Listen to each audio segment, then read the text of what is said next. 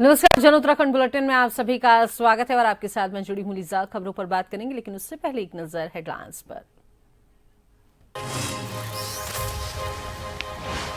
देहरादून में भाजपा की बड़ी कार्यशाला, सीएम धामी, महेंद्र भट्ट सहित कई नेता होंगे शामिल। पंडित दीनदयाल प्रशिक्षण महाअभियान के लिए कार्यकर्ताओं को मिलेगी विशेष ट्रेनिंग।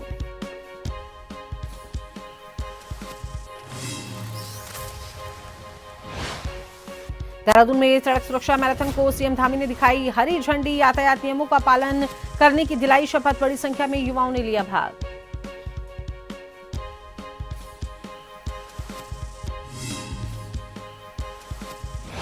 देवभूमि को खेल भूमि बनाने की तैयारी, मंत्री रेखा आर्या ने की समीक्षा बैठक। 14 स्पोर्ट्स हॉस्टल को खेल स्कूल बनाएगी सरकार। कम उम्र से तैयार होंगे खिलाड़ी।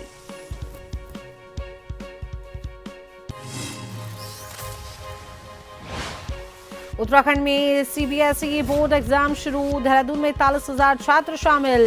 12वीं में लागू हुई डिजिटल मार्किंग। परीक्षा केंद्रों पर सुरक्षा के इंतजाम।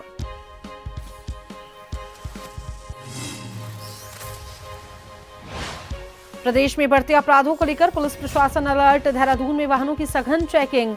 आईजी गढ़वाल ने सत्यापन अभियान को गंभीरता से न लेने वालों को दी चेतावनी।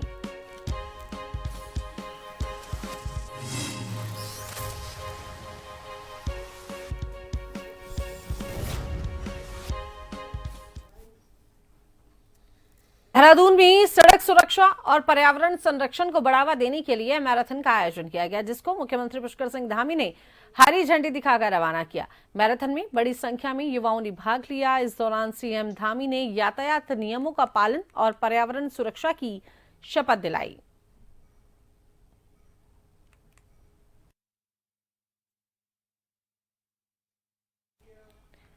प्रदेश में खेल प्रतिभाओं को निखारने के लिए अब नई पहल की तैयारी है।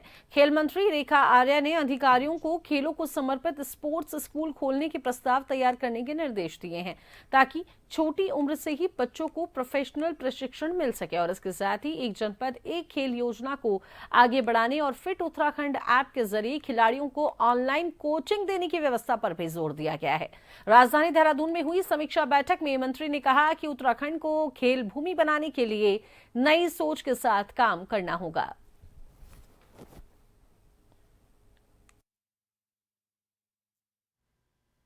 खेल विभाग की समीक्षा बैठक की गई है और इस बैठक में हमारे 2027 में जो नेशनल गेम होने वाले हैं, 2030 में जो हमारे राष्ट्रमंडल खेल होने वाले हैं, 2036 में जो हमारे ओलंपिक होने वाले हैं, उसके तैयारियों के निमित्त किस प्रकार से विभाग अपने स्पोर्ट्स पर्सन को कैसे हम और एक्सेलेंसी की ओर ले जाएं, उसमें हम क्या क्या चीजें हम लोग कर रहे हैं या हमें करना चाहिए, या जो हमारा गैप है उसे हमें कैसे फुलफिल करना चाहिए, उसको लेके आज चर्चा हुई है, जिसमें कुछ निर्णय जो है आज मेरी ओर से विभाग को दिए गए हैं, जिसमें हमने ये अपेक्षा करी है कि हम लोग वन डिस्ट्रिक्ट वन स्पोर्ट्स के कॉन्सेप्ट पे काम करें, जिसे हमारे यशस्वी प्रधानमंत्री जी भी लगातार कहते हैं।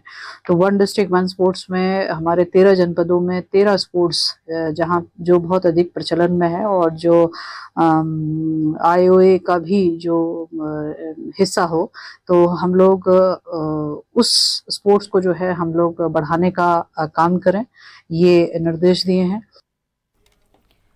उत्तराखंड की ग्रीष्मकालीन राजधानी गैरसैंण में स्थित भराड़ीसैंण विधानसभा भवन अब केवल लोकतांत्रिक विमर्श का केंद्र ही नहीं, बल्कि उत्तराखंड की समृद्ध लोक कला, संस्कृति और परंपराओं का जीवंत प्रतीक भी बनता जा रहा है। विधानसभा अध्यक्ष ऋतु खंडूड़ी भूषण की पहल पर विधानसभा परिसर में राज्य के स्थानीय कला एवं कलाकारों को प्रोत्साहित करने के उद्देश्य से विभिन्न लोक सांस्कृतिक विषयों पर आधारित पेंटिंग्स एवं रम्माण के पारंपरिक मुखौटे स्थापित किए जाएंगे। विधानसभा अध्यक्ष ऋतु खंडूड़ी भूषण ने कहा कि उत्तराखंड की लोक कला और संस्कृति हमारी पहचान और विरासत का आधार है।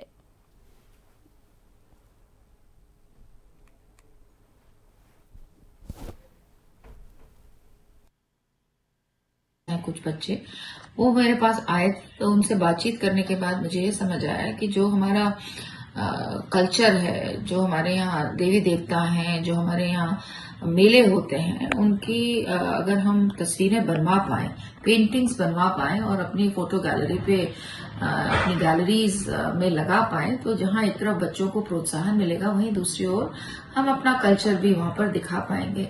इसी के तहत मैंने भराड़ीसैंण में हमारी जो गैलरीज हैं सदन की या भवन की जो गैलरीज हैं, उसमें हमने गंगा माँ की, नंदा राज यात्रा की, ढोल दमों की, हमारी जो पोशाक है उनकी, इस जेवर हैं उनकी, काफी ऐसी तस्वीरें वहां के बच्चों के द्वारा बनाई। हमारे उत्तराखंड के बच्चे हैं, उन्होंने ये तस्वीरें बनाई और वहां पर लगाई हैं। सीबीएसई की 10वीं और 12वीं की बोर्ड परीक्षाएं आज से शुरू हो गई हैं। देश भर में परीक्षा को लेकर व्यापक तैयारियां की गई हैं। इस साल देश भर से कुल 46 लाख से अधिक छात्र छात्राएं बोर्ड परीक्षा में शामिल हो रहे हैं। उत्तराखंड की राजधानी देहरादून में भी परीक्षा को लेकर विशेष इंतजाम किए गए हैं। जिले में लगभग 85 परीक्षा केंद्र बनाए गए हैं। कक्षा 10वीं के करीब 21,500 और कक्षा 12वीं के लगभग 20,200 विद्यार्थी परीक्षा दे रहे हैं और बड़ी संख्या को देखते हुए सभी केंद्रों पर पर्याप्त रूम, बैठने की व्यवस्था, पेयजल, बिजली और सुरक्षा के इंतजाम किए गए हैं।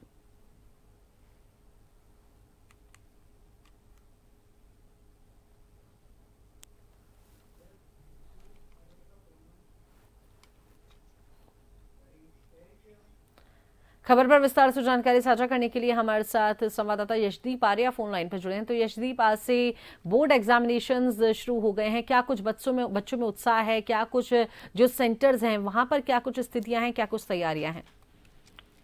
जी हाँ लीजा, आज 17 फरवरी को सीबीएसई बोर्ड और 10वीं और 12वीं की बोर्ड परीक्षाएं शुरू हो गई हैं और देश भर में इस वर्ष 46 लाख से अधिक छात्राएं जो हैं वो परीक्षा दे रहे हैं और देहरादून के जिले में भी परीक्षा देने के लिए 85 केंद्र बनाए गए हैं। 10वीं के करीब 21,000 और 12वीं के लिए भी 20,200 विद्यार्थी परीक्षा दे रहे हैं और जहां 10वीं के लिए 21,500, वहीं 12वीं के लिए 20,200 विद्यार्थी परीक्षा दे रहे हैं और साथ ही साथ केंद्रों पर हर तरीके की सुरक्षा व्यवस्था का इंतजाम कर दिया गया है। सभी केंद्रों पर किसी भी तरीके की नकल ना हो, किसी भी तरीके की व्यवस्था ना फैले, बच्चों को किसी तरीके की समस्या ना है, इसके लिए हर तरीके की संभव प्रयास जो है वो किया जा रहा है। साथ ही सभी केंद्रों पर सीसीटीवी की निगरानी भी है, सुरक्षा व्यवस्था भी है और मूलभूत सुविधाओं का पर्याप्त इंतजाम भी कराए गए हैं। और साथ ही इसी वर्ष 12वीं के उत्तर पुस्तिकाओं के मूल्यांकन के लिए भी ऑन स्क्रीन मार्किंग प्रणाली लागू की गई है, जिसके पारदर्शिता से और सटीकता से सुनिश्चित किया जाएगा। साथ ही साथ सीबीएसई के निर्धारित कार्यक्रम के अनुसार 10वीं की परीक्षाएं 11 मार्च तक और 12वीं की परीक्षाएं 10 अप्रैल तक संचालित होंगी। फिलहाल प्रशासन की ओर से और विभाग की ओर से शांतिपूर्ण और निष्पक्ष रूप से संपन्न कराने के लिए पूरी तरीके से मुस्तैद नजर आ रहे हैं। वहीं बात करें अगर 10वीं और 12वीं के बच्चों की, तो उनमें भी खासा जोश देखने के लिए मिल रहा है, क्योंकि एक जो बच्चा होता है वो पूरा अपना लंबे समय देता है, काफी लंबे समय से इन परीक्षाओं की जो तैयारी होती है और 10वीं और जो 12वीं होती है वो बच्चों की एक नींव मानी जाती है कि बच्चों का जो जीवन होता है उसकी एक नींव वहीं से शुरू होती है कि पहली जो अपने जीवन की पहली नींव पे कदम रखता है तो वो 10वीं के बाद वो बड़ा होना शुरू करता है। उसके बाद 12वीं की जो बोर्ड परीक्षाएं होती हैं वो उनके जीवन में और कई अलग तरीके के चीजें भी लेके आती हैं और सिखाती भी हैं कई चीजें। जी लीजा। जी, तो चलिए यशदीप, ये तो बात की बोर्ड एग्जामिनेशंस जो शुरू हुए हैं, तैयारियां जो हुई हैं उसको लेकर। तो वहीं दूसरी ओर यदि बच्चों को लेकर बात की जाए, क्योंकि देखिए अक्सर देखा जाता है कि एग्जाम से पहले बच्चे बड़े स्ट्रेस में रहते हैं और आजकल जिस तरीके से परीक्षाओं के बोझ के चलते जो बच्चों में स्ट्रेस देखने को मिल रहा है, तो क्या एग्जाम सेंटर से पहुंचने पर बच्चों का क्या उत्साह था, क्या कुछ उनकी तैयारी थी, उस पर क्या बातचीत करने की कोशिश की गई? जी बिल्कुल ही मिला जुला सा एक रूप देखने के लिए मिला कि कई बच्चे जिनको अच्छे से वो तैयारियां कर रखे थे, जो इन परीक्षाओं के लिए तैयार थे, वो बहुत अच्छे अच्छे तरीकों से वहां पे जा रहे थे। भीड़ तो खासा थी ही, क्योंकि 10वीं और 12वीं का ये बोर्ड है, अलग अलग जगहों पर सारे जो स्कूल हैं अलग अलग जगहों पर वहां पे उन बच्चों को लेके जाया जा रहा है। साथ साथ जो माँ बाप है उनकी भूमिका भी बहुत अहम मानी जा रही है, क्योंकि देखने के लिए मिलता है कि हर एक छोटे जो भी बच्चा होता है वो अपनी पहली जब ये इस नींव में कदम रखता है तब घर वालों का एक सपोर्ट बहुत ज्यादा होता है। तो सभी लोगों ने देखा कि सभी माँ बाप जो है अपने बच्चों को परीक्षा देने के लिए बाहर छोड़ते हुए नजर आ रहे थे, और साथ ही साथ बच्चों में काफी उत्साह व नर्वस फील होता है, क्योंकि ये जो बोर्ड की परीक्षा जो 10वीं के लिए होती है, ये बहुत ही कठिन होती है, क्योंकि जिंदगी में पहली बार कोई बच्चा इस तरीके की परीक्षा जो होती है इतनी कठिन माना जाता है कि बोर्ड की परीक्षा जो सबसे पहली एक नींव होती है उसको पार करने की कोशिश करता है। तो बहुत ही मिले जुले से एक इमोशंस भी देखने को मिल रहे थे, और उत्साह भी काफी है साथ साथ बच्चों में। जी लीजा जी, शुक्रिया यशदीप तमाम जानकारी साझा करने के लिए, हमारे साथ जुड़ने के लिए। तो यशदीप हमारे साथ फोन लाइन पर जुड़े थे, जो आज सेंटर्स पर मौका मुआयना भी उन्होंने किया, स्थितियों का भी उन्होंने जायजा लिया, क्या कुछ तैयारियां जो परीक्षा सेंटर्स हैं वहां पर हैं, बच्चों की खासी भीड़ वहां पर देखी गई है, और बच्चे कुछ तैयारियों के साथ हंसते हुए चेहरों के साथ सेंटर्स में जाते नजर आए, तो कुछ बच्चों के चेहरों पर थोड़ा बहुत स्ट्रेस भी नजर आया।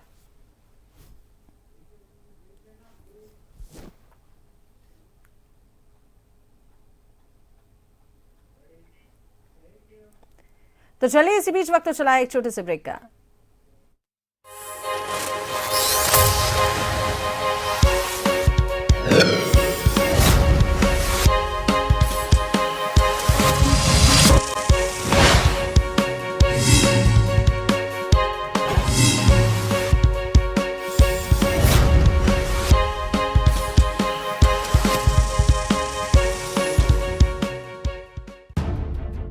राजनीति के चक्रव्यूह के सियासी वीर, अपराध के अंधेरे की स्याह तस्वीर, मैदान में पसीना बहाते खेल के सितारे,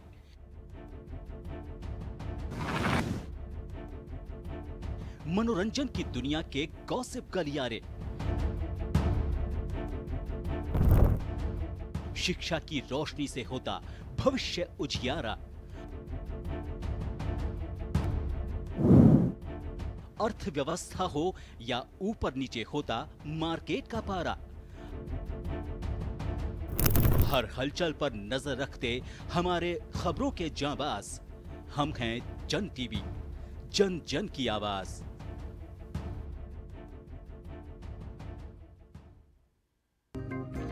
शिक्षा, खेल, धर्म कर्म या हो राजकाज, बदलते वक्त में भी पत्रकारिता का वही अंदाज, खबरों की दौड़ में सबसे पहले, हर जगह, हर वक्त, क्योंकि आपका भरोसा ही है हमारी असली ताकत। खबर हो चाहे छोटी या हो रहा हो कुछ विशेष, हर खबर जिससे रूबरू होता है हमारा देश, जनता के विश्वास की सबसे बुलंद आवाज।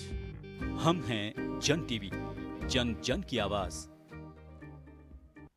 मरुधरा के नस नस में बहती संस्कृति हो या सियासी गुंबदों में जनता के पैरोकार, अयोध्या से मथुरा तक लगती जयकार हो या राजनीति के गलियारों में घूमते सियासी सवार, चार धाम से मन पावन करती बाबा की पुकार हो या देवभूमि के बर्फीले पहाड़ों को पिघलाती सियासी बयार, खबरों की दौड़ में पत्रकारिता का असली अंदाज। हम हैं जन टीवी, जन जन की आवाज।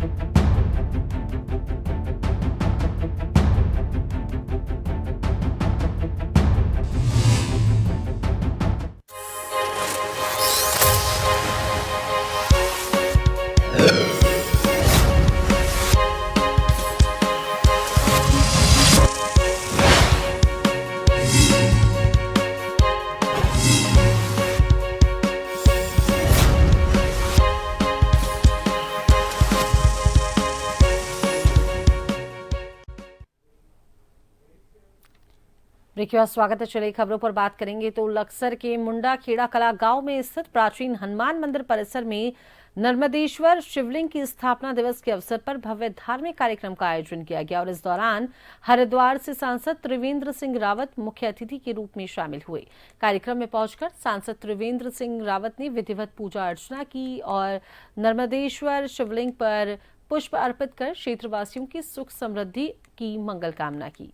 उन्होंने मंदिर परिसर में आयोजित भंडारे में प्रसाद ग्रहण किया, साथ ही श्रद्धालुओं से संवाद भी उन्होंने किया। अपने संबोधन में सांसद ने कहा कि ऐसे धार्मिक आयोजन समाज में एकता, सद्भाव और आध्यात्मिक चेतना को मजबूत करते हैं।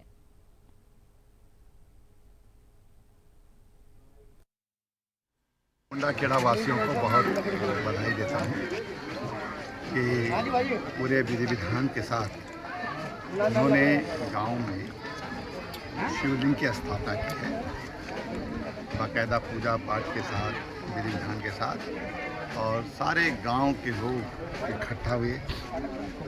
इकट्ठा होकर सबने साथ साथ भोजन भी किया, भजन भी किया और गांव के लोगों का जो सीनियर लोग हैं उनका उद्बोधन भी सुना। हाँ, जो मुंडा खेड़ा कला गाँव है ये बहुत ही मतलब धार्मिक गांव है और यहाँ इन्होंने आज इस बीच में जो मंदिर का जो सेवा ट्रस्ट है उन्होंने शिवलिंग की स्थापना की है। कल महाशिवरात्रि थी, इस ऐसे पुण्य दिवस पर यहाँ की विधि विधान के साथ स्थापना की है और सभी गाँववासियों ने मिलकर बड़े सहयोग से, और इसमें हमारे सम्मानित नेतागण आए हैं यहाँ से, हमारे सम्मानित लोकसभा सांसद देवी भी यहाँ से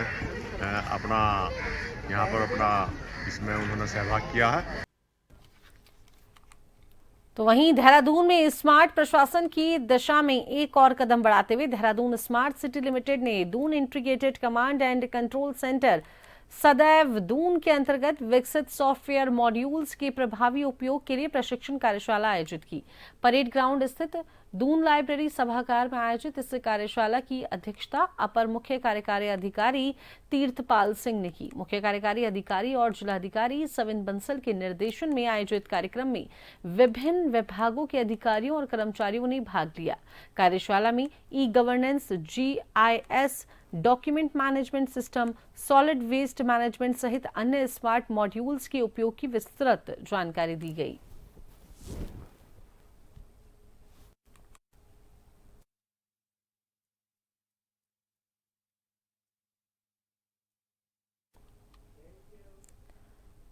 प्रदेश में आपराधिक प्रवृत्ति के लोगों के रहने पर अंकुश लगाने के लिए पुलिस प्रशासन लगातार सत्यापन अभियान चला रहा है।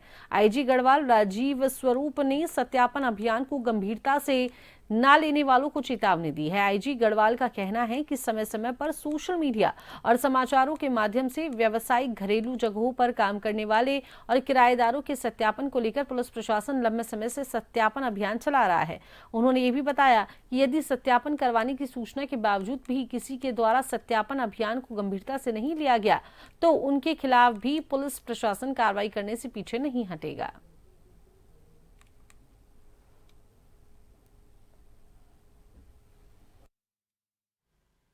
निश्चित तौर पर जैसा आप अवगत हैं कि हमारा जो वेरिफिकेशन है, टेनेंट वेरिफिकेशंस हैं, समय समय पर मीडिया के माध्यम से, हमारे अपने जनसंपर्क के माध्यम से उनको हमेशा हम ये ब्रीफ करते हैं कि अगर आप टेनेंट रखें या फिर कोई भी एम्प्लॉय रखें या फिर अपने यहाँ पे हाउस होल्ड हेल्प रखें, उसका वेरिफिकेशन कराएं। अगर किसी तरीके से अगर वो वेरिफिकेशन नहीं कराते हैं तो निश्चित तौर पे उनके खिलाफ में भी हमने पहले भी जैसे हम कार्रवाई करते आ रहे हैं और भी हम आगे चल के अगर ये इतना जानने के बाद भी अगर वेरिफिकेशन नहीं करवाते हैं तो हम उनके खिलाफ में भी सख्त कार्रवाई करेंगे। उत्तराखंड के दून में पुलिस ने सख्ती बढ़ा दी है। पुलिस ने 20 चेकिंग पॉइंट चिन्हित किए हैं जहां बैरियर लगाकर दिन रात सघन चेकिंग की जा रही है और संदिग्धों पर कड़ी नजर पुलिस बनाए हुए है। लापरवाही पर अधिकारियों की जिम्मेदारी तय होगी। बता दें, आम जनता में सुरक्षा का भरोसा बढ़ाने पर पुलिस जोर दे रही है।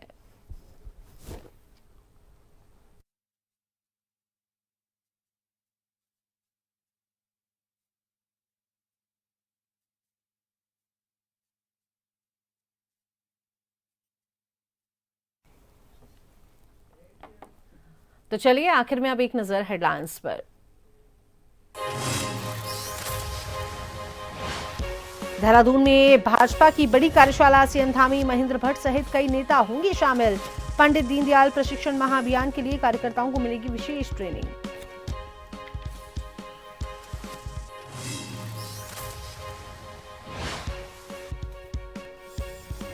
देहरादून में सड़क सुरक्षा मैराथन को सीएम धामी ने दिखाई हरी झंडी। यातायात नियमों का पालन करने की दिलाई शपथ। बड़ी संख्या में युवाओं ने लिया भाग।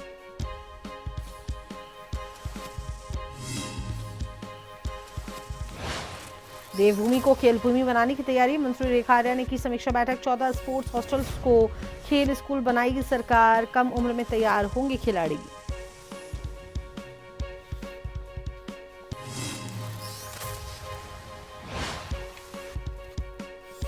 उत्तराखंड में सीबीएसई बोर्ड एग्जाम शुरू। देहरादून में 41,000 छात्र शामिल। 12वीं में लागू हुई डिजिटल मार्किंग। परीक्षा केंद्रों पर सुरक्षा के इंतजाम।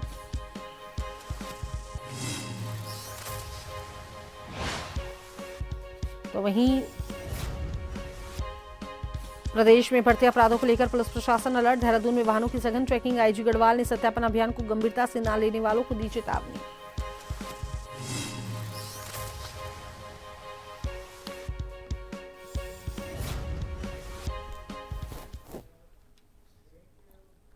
जन उत्तराखंड बुलेटिन में अभी के लिए केवल इतना ही। बने रहिए जन टीवी के साथ। नमस्कार।